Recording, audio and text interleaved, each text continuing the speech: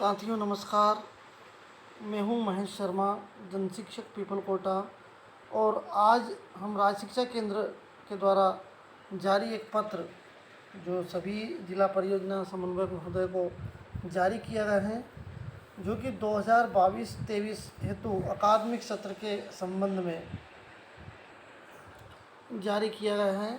सत्र 2022-23 हेतु अकादमिक कैलेंडर के बारे में जो भी जानकारियाँ इस पत्र में दी गई, मैं आपको बिंदुवार आपके समक्ष रखने का प्रयास कर रहा हूँ। आप सबसे पहली चीज़ ये मान लीजिए कि आपको 17 जून 2022 से सत्र का प्रारंभ हो रहा है। इसमें बच्चे हमारे तक पहुँच पाएंगे। और हम ये भी जानते हैं कि पिछले 2 वर्षों से हमारे कोविड काल के दौरान बच्चों का लर्निंग लॉस हुआ है और बच्चे सीख नहीं पाए हैं जितना उन्हें सीखना चाहिए था, जिस स्तर का उन्हें सीखना चाहिए था। इस लर्निंग लॉस की पूर्ति के लिए राज्य स्तर से जो हमारा प्लानिंग तैयार की गई है, जो हम लोगों को एक रणनीति तैयार करके दी गई है स्कूलों के लिए, वो इस पत्र में जारी की। सबसे पहली चीज़, सत्र प्रारंभ से लेकर सत्रांत तक अर्थात सत्र के अंत तक कक्षा 1 और 2 के लिए क्या प्लानिंग है, वो इसमें आप देखिए। मिशन अंकुर के अंतर्गत FLN केंद्रित अभ्यास पुस्तिका एवं कक्षा पाठ्य पुस्तक पर आधारित शिक्षण किया जाना है। आप ये मान के चलिए कि इसमें कक्षा 1 और 2 के लिए सत्र के प्रारंभ से लेकर सत्र के अंत तक आपको मिशन अंकुर के अंतर्गत जो FLN प्रशिक्षण कक्षा 1 और 2 शिक्षकों का हुआ है, उसके अनुरूप अभ्यास पुस्तिका और कक्षा पाठ्य पुस्तक दोनों पर आधारित शिक्षण करवाया जाना है। अब अगली बात है, कक्षा 3 से लेकर कक्षा 5 तक की क्या प्लानिंग रहेगी। तो सबसे पहली चीज़, कक्षा 3 और 8 के लिए सत्र प्रारंभ से लेकर 15 अगस्त तक, तारीख आप सभी लोग याद रखिए, 15 अगस्त तक दक्षता उन्नयन की वर्कबुक पर काम किया जाना है। और उसके बाद 15 अगस्त से लेकर 31 अक्टूबर तक आपको 15 अगस्त से लेकर 31 अक्टूबर 2022 तक N-1 आधारित सेतु सामग्री प्लस 1 दक्षता उन्नयन का बूस्टर पीरियड। सत्र प्रारंभ से लेकर 15 अगस्त तक तो आपको दक्षता उन्नयन का ही कार्यक्रम चलाना पूर्णकालिक, इसमें किसी प्रकार की कोई पाठ्य पुस्तक नहीं पढ़ाई जाएगी। इसके बाद आपको 15 अगस्त से लेकर 31 अक्टूबर तक N-1 का मतलब होता है हमें पिछली कक्षा की दक्षताओं को पूर्ण करवाना है। इसके ऊपर जो सामग्री हमको मिली है या हमने तैयार की है, उसके माध्यम से हमको तैयारी करवाना है। और 1 दक्षता का बूस्टर पीरियड इसमें लगेगा। 1 नवंबर 2022 से लेकर तो सत्रांत तक, अर्थात जब तक भी हमारा सत्र रहे, वो 15 अप्रैल तक का हो सकता है, 31 मार्च तक का हो सकता है, परीक्षा से पहले तक की स्थिति में 8 ग्रेड जो पुस्तकें हैं हम उनको पढ़ाना है। जो वर्तमान कक्षा की शिक्षण किताबें हैं उनके द्वारा हम उसमें अध्यापन करवाएंगे। अब इसमें एक महत्वपूर्ण बात और आपको देखने लायक है, कक्षा 1 एवं 2 हेतु इस सत्र से मिशन अंकुर की अभ्यास पुस्तिका का प्रयोग किया जाए। इस हेतु FLN प्रशिक्षण में रखी गई पेडागोजी का प्रयोग करते हुए शिक्षक संदर्शिका में वर्णित पाठ योजना का उपयोग करें। यह विशेष सावधानी रखी जाए कि केवल मिशन अंकुर अंतर्गत FLN प्रशिक्षण प्राप्त शिक्षक की कक्षा 1 एवं 2 का अध्यापन करवाएं। आपको जब मिशन अंकुर के अंतर्गत कक्षा 1 और 2 का प्रशिक्षण दिया गया था, उस समय आपको पाठ योजनाओं के बारे में बताया गया है। जो 32 सप्ताह की पाठ योजना है हिंदी और गणित दोनों के लिए, उस पाठ योजनाओं के अंतर्गत ही हमको इस कार्य को करना है। और कक्षा 1 और 2 का अध्यापन सिर्फ जिन लोगों ने प्रशिक्षण प्राप्त किया है FLN का, उन्हीं के द्वारा किया जाए। साथियों, अगली बात है विद्या प्रवेश। अब आपका विद्या प्रवेश से क्या तात्पर्य है, ये देखिए आप जरा।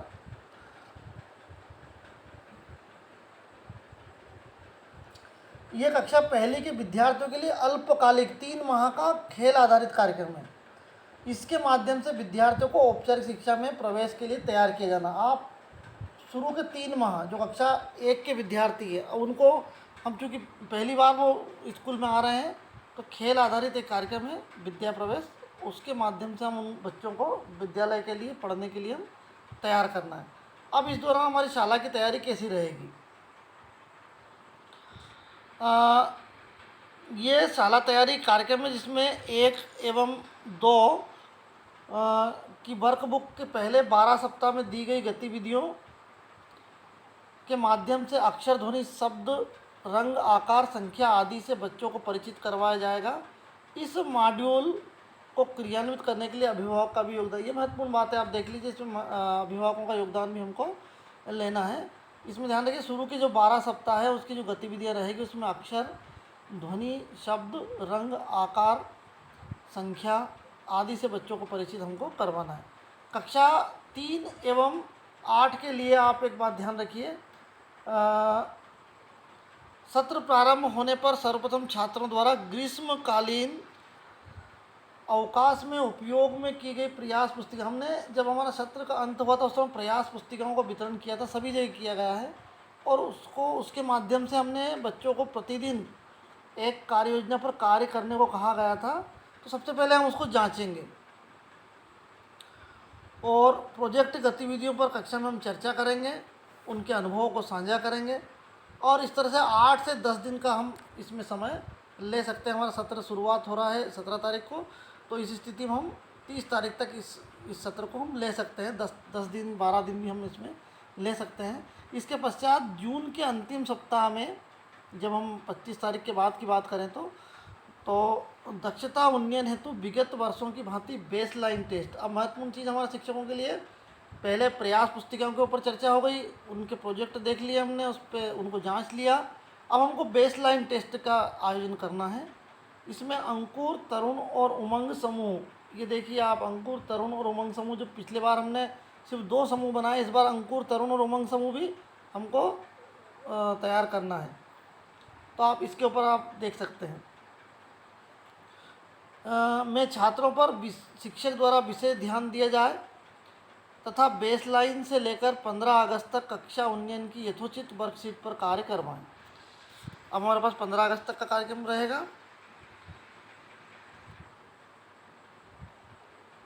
उमंग समूह के छात्रों को अंकुर समूह के छात्रों को सहयोग प्रदान कर पेयर लर्निंग हेतु प्रेरित करें।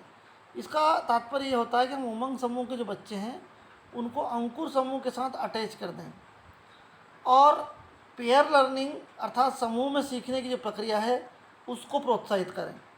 इस हेतु प्रत्येक उमंग छात्र को 3 से 4 अंकुर छात्रों को कोच करने के लिए प्रेरित किया जा सकता है। हम उनको एक कोच के रूप में नियुक्त कर दें कि आपको 3 से 4 छात्र हम आपको दे रहे हैं, इनको आप जो चीज़ आपको सीखी हुई है वो इन तक पहुंचाना। हम इस सिद्धांत को मान सकते हैं आसानी से, क्योंकि बच्चा बच्चे से बेहतर तरीके से सीखता है।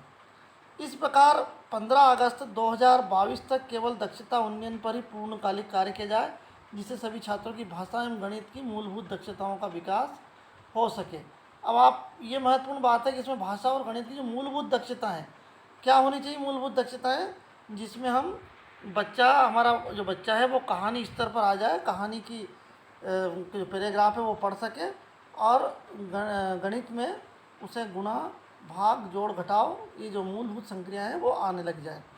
विगत सत्र में लर्निंग गैप की पूर्ति हेतु राज्य शिक्षा केंद्र द्वारा N-1 का मतलब होता है वो पिछली कक्षा की कुछ दक्षताएं जो अधूरी है उनको हमको सिखाना है उन्हें।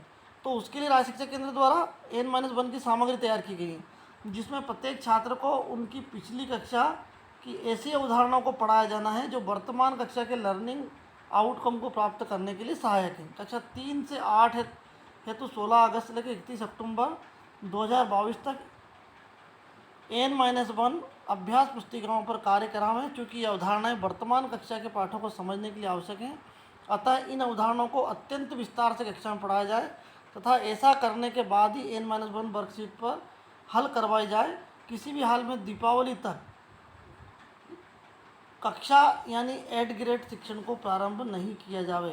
किसी भी स्थिति में हम दीपावली से तात्पर्य लगभग नवंबर माह तक, 1 नवंबर का इसमें डेट दी है, हमको एडग्रेडेड किताबें अर्थात जो वर्तमान कक्षा शिक्षण है उसको तैयार नहीं करवाना है, उसको पढ़ाना शुरू नहीं करना है।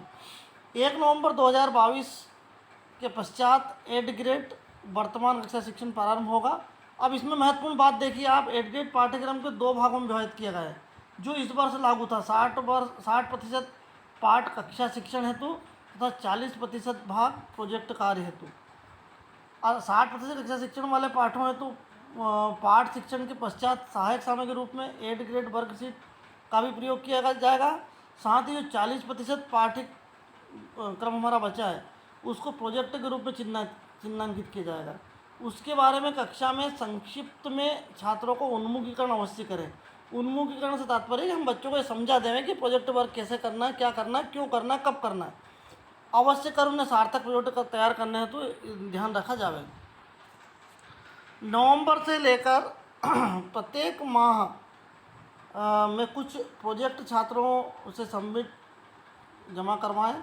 इन्हें वर्षांत में एक साथ सबमिशन हेतु नहीं रखें क्योंकि प्रोजेक्ट कार्य की गंभीरता इससे बनी रहेगी। हमको छात्रों को बीच बीच में जब भी हमारा माह का अंत होता है उस समय हम प्रोजेक्ट के बारे में उनसे बात करें, प्रोजेक्ट तैयार करवाएं और उसे जमा कराते जाएं, क्योंकि ऐसा करने से उनकी गंभीरता बनी रहेगी।